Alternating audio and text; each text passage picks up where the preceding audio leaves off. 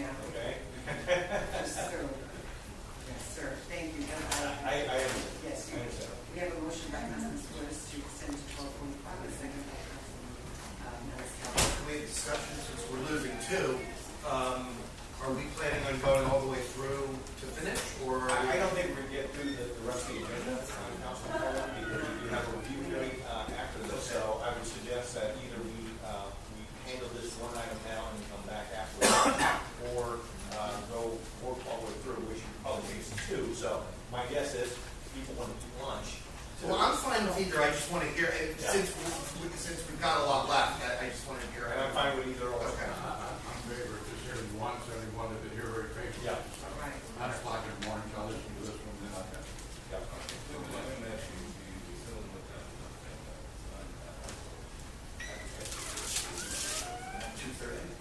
Well, I think that if we get to 12:45 and we get back at 2 o'clock, we'll probably finish the rest of the agenda. We'll probably be reasonable.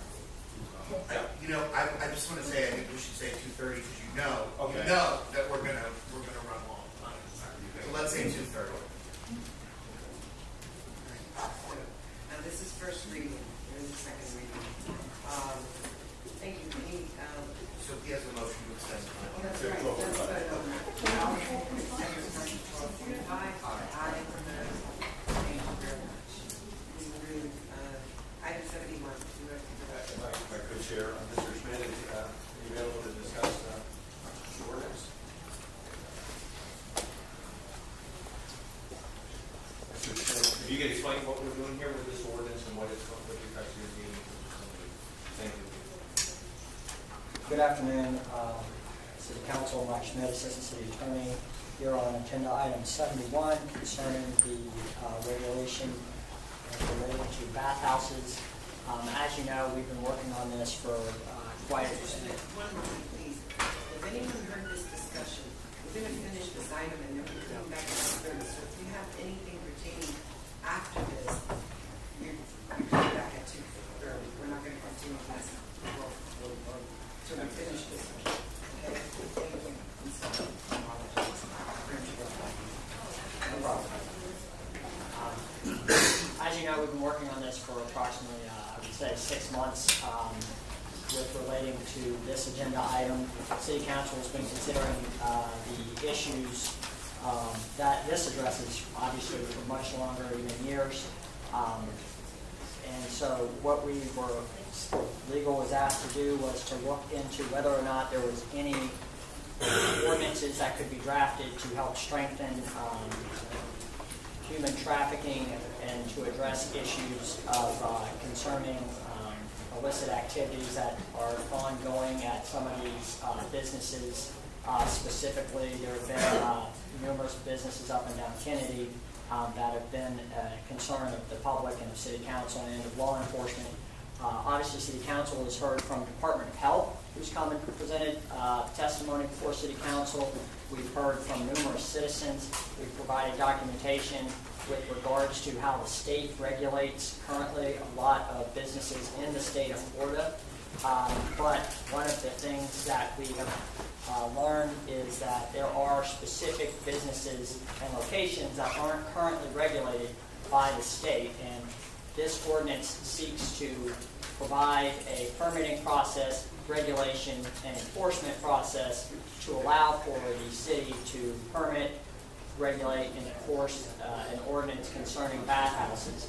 Specifically, the ordinance defines bathhouse, and bath technician, so that they should all be looked at together in total. And when you look at that, what we are regulating in this ordinance would be areas, businesses where somebody would go in and a bath would be offered to be provided to them, where somebody wants to wash the human torso. As we have heard through testimony and concerns, this is one way that some of these places have been operating in order to try to get around solicitation of prostitution. So we believe that this is one step in addressing that issue to help law enforcement, to help the city regulate this area so that we can best address some of these issues, and hopefully going forward, this will just be one step in the overall picture to ferret out concerns that the city has with enforcement and regulating this area. Thank you. Anything else? Any questions? No? Thank you. Anyone in the public wish to address this tonight? Anyone please stand now? We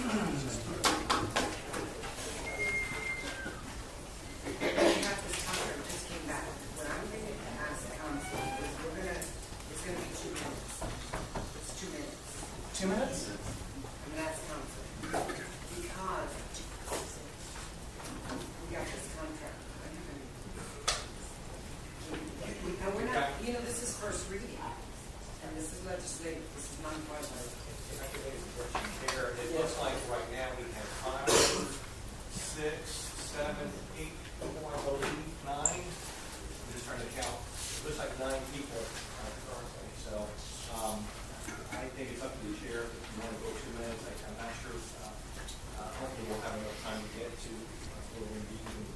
I don't know what the rest of the council wants to do.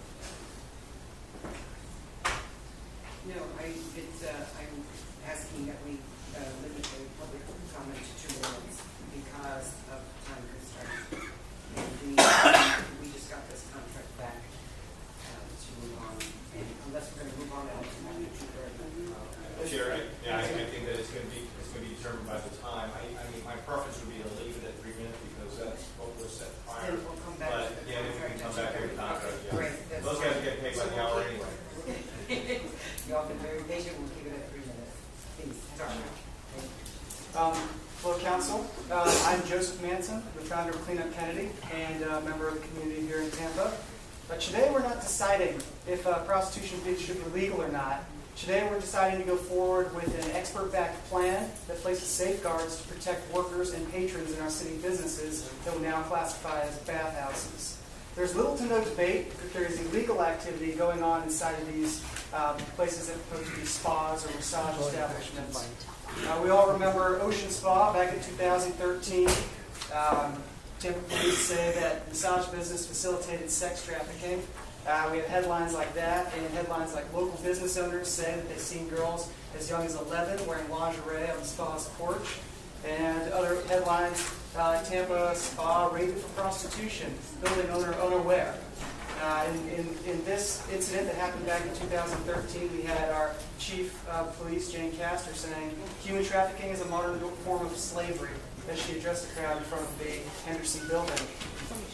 These aren't the kind of headlines we want to have coming out about Tampa. The fantasy that some have created that these illicit massage businesses that are operating on Kennedy Boulevard and across the city are some sort of immigrant, small family business, minority business that are just struggling to survive in our oppressive city are just that. This is total fantasy. The truth is these businesses rake in hundreds of thousands of dollars each year and are part of multi-state and sometimes multinational crime syndicates. If you're looking for true oppression, look no further than the mafia control apparatus that has the bosses raking in millions of dollars and forces the women to work 18, 14-hour days and to sleep inside of these storefronts along Kennedy while they get little to no pay and every single aspect of their life is controlled. Any lawful business venture that falls within these regulations should be able to become compliant to the new regulations with minimal effect on their bottom line. This ordinance targets the businesses that are doing illegal and exploitative things inside of their businesses. And those businesses will have to make a decision on whether to shut down and leave our city, which is what we'd like, or to face the punishment. I've heard the people say that this doesn't do enough to stop sex trafficking in our city. And I wish the people in this room had the power to identify, capture, prosecute, and punish to the full extent of the law every single human trafficker in here. But we don't have that power, unfortunately, in this room. What the council does have is the power to create a business atmosphere in Tampa that will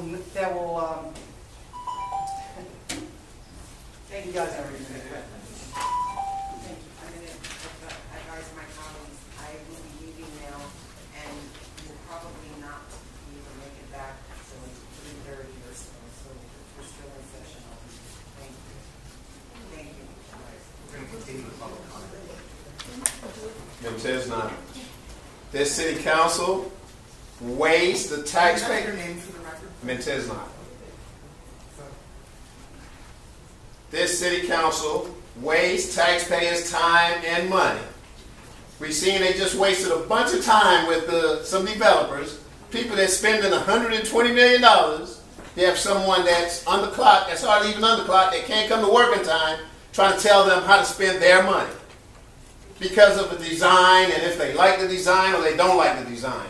And then we see how they have no respect for the citizenry, because the first thing they say when this issue came up, oh, like, I want to cut the time back to 2 minutes. And they're wasting the taxpayers' time talking about massage parlors, bath parlors. It is racist. What he said made a bunch of sense. The white man saying it's not racist. It is racist. And it identified a certain group of people they like to attack. It's enough laws in the book to control any business, any resident, anything. Any person walking, any person on bicycles, hundreds of thousands of bicycle stops in the black community. It is racist. It's very racist. It's enough rules and regulations to control what goes on inside any business, period. If you go in, you see illegal activity, control that illegal activity. Do something about it.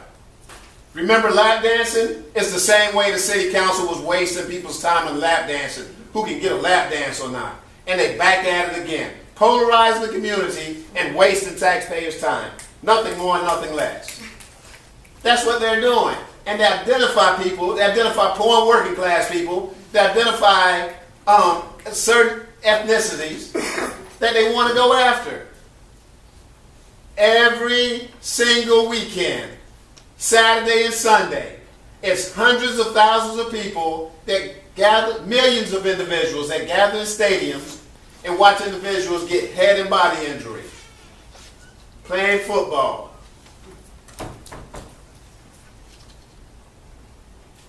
If it's some illegal activity going on in what they call a bathhouse, in some other type of place, TPD got all the resources to go in there and deal with it. But don't try to identify people and be racist about it and then be proactive and say it's nothing racist about it and run that game. And we see over and over again, this city council wastes people's time. They waste the taxpayers' time. And today was a good demonstration of that. 2 hours telling somebody how they're going to design a building. Buckhorn ain't going to have the last say one way or another. Because y'all ain't got no power and y'all don't do nothing in this city. Thank you. Next.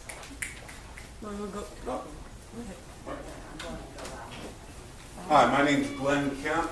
I own and operate Performance Massage at 2115 South Del Mabry Highway. I've been a licensed massage therapist for over 20 years in the city of Tampa. This is a problem. Sex and massage don't mix at all. We're licensed healthcare providers. This is not a personal service. But there's a lot of confusion.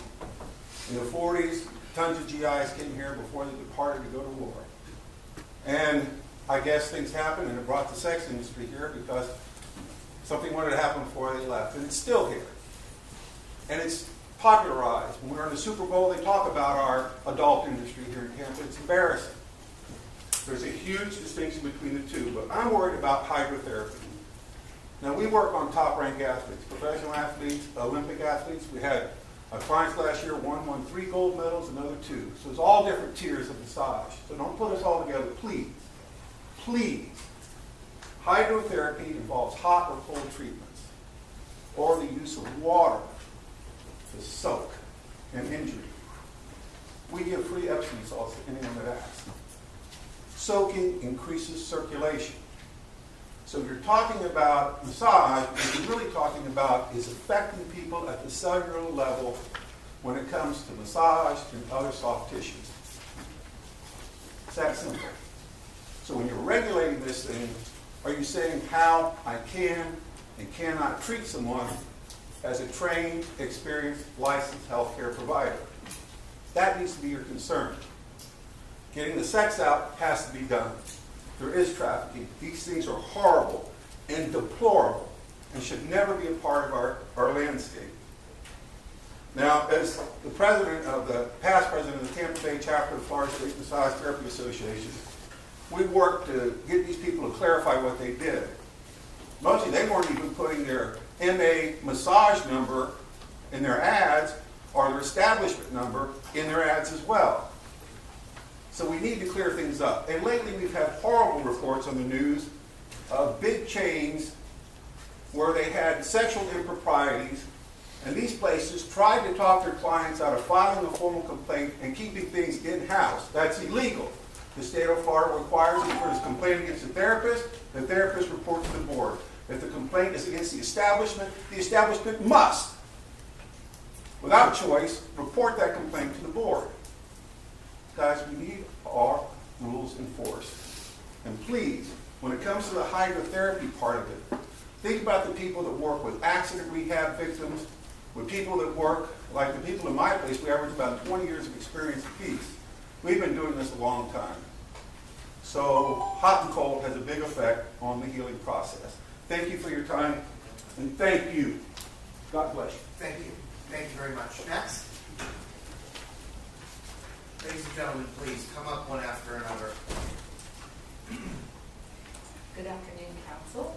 My name is Natalie Keenan. I'm with the U.S. Institute Against Human Trafficking. Our headquarters is located here in Tampa, but we are a national organization, faith-based and nonprofit. Our goal is to end human trafficking in the nation, and we have the first safe home that we know of that houses boys, and it's right here in our Tampa Bay area, as well as working with Pasco County on a program called Trafficking Free Zone that is to end the demand in that county. So we're very excited to be here. And we want to thank you for your dedication and for the leadership that you've taken on to tackle human trafficking, and for working towards protecting those who have no voice and cannot even be here today to tell their story. It's hard to imagine how some of us would even get caught in something like that. So I'm about to read a story from a survivor that luckily found refuge in an organization in New York City that specializes in restoring and empowering female foreign nationals who have been victims of sex trafficking. This organization has served over 1,300 women that we know of, our clients, to this date, with 70% of them being Asian or Chinese. Many of these women have come out of illicit massage businesses just like the ones that we're discussing today. So the names and some of the details have been changed in the story I'm about to briefly read to you to, of course, protect the person involved. This is about Jen's story. I typically don't get off at work at the massage parlor until 11 p.m. Many times I'm just starving, and sometimes other workers leave me just some food and grapes or an egg. I don't even have money to buy any food, so I collected bottles of recyclables to sell. I can make $10 per bag, but my boss didn't even want me to put the big trash bags near the parlor, so he yelled at me. I found this parlor through the job board at a local Chinese grocery store. It said that they would train me, so I applied. And when I showed up, they just took my ID and told me to go to work. Sometimes the customers tried to assault me sexually. The first customer I ever worked with, I served him for an hour. I just did massage. Usually the customer is just face down. But suddenly after an hour, I told the customer, 1 hour finished, only 15 minutes more, and he turned around and asked me to give him a happy ending. I told him no, only massage. The customer got upset and said no more, and I didn't get any tip for them both. That was the first time. There once was a customer waiting over 40 minutes. I got into the massage room and worked there for 10 minutes. The customer turned face up and said, no, don't look at me. The customer, and so it goes on, but she finally says, but one day the police came and arrested everyone. I was brought to court into Restore. Before Restore, I didn't know about my rights or how I would find work. Finding work is still hard, but I'm glad. So my hope is thank you for all of your efforts, and that we're going to hear these kind of stories from women here locally in our city going forward. So thank you for that. I'm Sarah Manson, and I'm going to read another survivor story. 5 years ago, Lou achieved her dream of starting a restaurant in China. And when it didn't take off as quickly as she has hoped, the debt started to pile up. As the restaurant was failing, she faced continued pressure from her abusive husband and a loan shark to find a solution. Lou searched for any option to earn additional money and to support her child. One of Lou's friends told her of a woman who had moved to New York City and found a well-paying, short-term work right away. Lou, desperate to solve her situation, decided to leave China and come to America, hopeful for a good job. But this job was part of a scam that would force Lou into human trafficking. When Lou arrived in New York City, she started working at a nail salon. She barely made enough money to pay for food and rent, had no extra income. A month into her new job, Lou's manager approached her with an enticing offer. She said, "I have a job for you at another business that I manage where you can take home $1,000 a week giving massages, no training necessary." Lou jumped at the opportunity to make extra money. She followed the address to a massage parlor in Midtown Manhattan where she arrived. It was a vacant apartment. She closed the door behind her and called the manager. "What am I supposed to do?" she said. "I'm the only one here." The manager told Lou, "Wait here, your customer will come." Lou's first customer arrived that evening. He held her at gunpoint, then sexually assaulted and raped her. This was Lou's first night as a sex slave. Nights like this are a reality for thousands of women across the country. When Lou again insisted on fleeing, the manager threatened to have her deported. The fear of deportation and shock from the rape and assault kept her in the apartment through the night, forced to serve a dozen more men. This was all on her first day. Over the next week, the manager's threats continued, and Lou was forced to serve customers repeatedly. After several days of this nightmare, she was determined to escape, and she fled, not telling anyone what happened to her. Shame and fear kept her silent. For Lou and many like her, America is a place where sexual violence against women is tolerated and stories of abuse are hidden. Survivors regularly tell the restaurant in New York City that they are promised a job but instead were assaulted and sold for sex. Traffickers' threats and coercion keep women fearful and silent while they continue to profit from the women they exploit. With your help, City Council, help us to end this human trafficking in our city. Thank you. Next. Morning, afternoon now, Council. My name is Jay Passmore. I'm here to speak about the bathhouse ordinance. First and foremost, I want to say that everyone here today is against human trafficking. Like I stated previously when I talked to councilmen, we need to look at helping victims, catching sex traffickers, and the harm in between getting to that space. This ordinance, though sounds like it is good, like I said, the road to hell is paved with good intentions, and sometimes City Hall is too. When we look at the implications of this ordinance, it does not say anything to actually stop or catch sex traffickers, but it does criminalize marginalized communities that work in these jobs in these parlors on Kennedy. First and foremost, when we talk about a phrase, clean up Kennedy, you already put the implications that humans have to fight for humanity, for their human dignity. You know, when we talk about women and sexual assault, women of color are disproportionately targeted by sexual assault and violence in this country. So that is a huge issue. So we are advocating for sex traffickers to be dealt with. However, this ordinance, it goes on, you know, we just did a rights restoration campaign where we went around and we got 1.6 people the right to put on the ballot for the rights to get their voting rights restored, you know. But in this ordinance, when it says in order to work in these type of parlors, you have to have a permit. In order to get a permit, you can never have been arrested for obstruction of justice, which you can get for protesting, lewd and lascivious acts, which you can get for spitting on a police car. All these things that we are retroactively punishing and re-victimizing the people you're claiming to try to help and who could possibly, potentially help you catch sex traffickers if they weren't afraid that they would be criminalized and arrested.